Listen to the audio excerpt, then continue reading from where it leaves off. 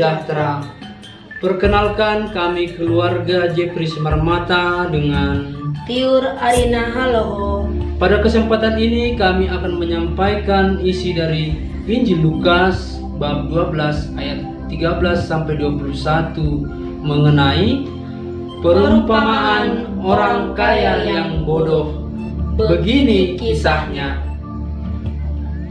Seorang dari orang banyak itu berkata kepada Yesus, "Guru, katakanlah kepada saudaraku supaya ia berbagi warisan dengan aku." Tetapi Yesus berkata kepadanya, "Saudara, siapakah yang telah mengangkat aku menjadi hakim atau pengantara atas kamu?" Katanya lagi kepada mereka, "Berjaga-jagalah dan waspadalah terhadap segala ketamakan.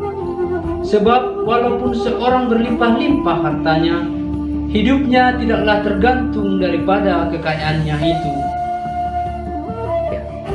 Kemudian ia mengatakan kepada mereka suatu perumpamaan. Katanya, ada seorang kaya, tanahnya berlimpah-limpah hasilnya. Ia bertanya dalam hatinya, "Apakah yang harus aku perbuat? Sebab aku tidak mempunyai tempat di mana aku dapat menyimpan hasil tanahku." Lalu katanya, "Inilah yang akan aku perbuat. Aku akan merombak lumbung-lumbungku, dan aku akan mendirikan yang lebih besar, dan aku akan menyimpan di dalamnya segala gandum dan barang-barangku. Sesudah itu aku akan berkata kepada jiwaku, jiwaku, ada padamu banyak barang, tertimbun untuk bertahun-tahun lamanya. Beristirahatlah, makanlah, minumlah, dan bersenang-senanglah." Tetapi firman Allah kepadanya, "Hai engkau orang bodoh, pada malam ini juga jiwamu akan diambil daripadamu. Dan apa yang telah kau sediakan, untuk siapakah itu nanti?" Demikianlah jadinya dengan orang kaya yang mengumpulkan harta bagi dirinya sendiri, jikalau ia tidak kaya di hadapan Allah. Apakah makna kisah orang kaya yang bodoh? Simak penjelasan kami. Yesus mengatakan kepada orang banyak agar mereka berjaga-jaga dan waspada terhadap segala ketamakan. Tamak artinya keinginan untuk selalu memperoleh harta sebanyak-banyaknya. Yesus mengingatkan bahwa sekalipun berlimpah-limpah hartanya, hidup orang itu tidaklah tergantung pada kekayaan itu. Maka Yesus mengisahkan orang kaya yang bodoh. Orang kaya ini disebut bodoh karena ia berupaya untuk kaya secara jasmani, namun tidak kaya di hadapan Allah.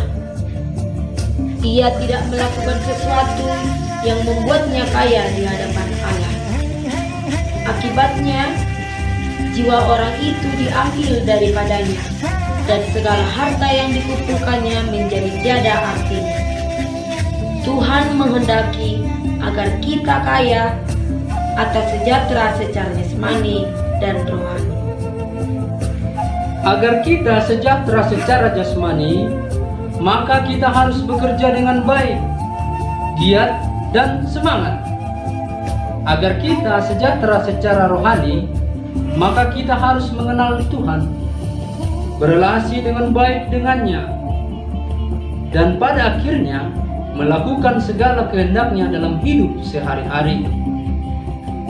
Kita harus menganggap keduanya penting, yakni sejahtera secara jasmani dan rohani sama penting dan harus diseimbangkan. Mari berusaha agar kita sejahtera secara jasmani dan rohani. Demikianlah penuturan kami dari perumpamaan orang kaya yang bodoh. Semoga bermanfaat. Horas, horas, horas.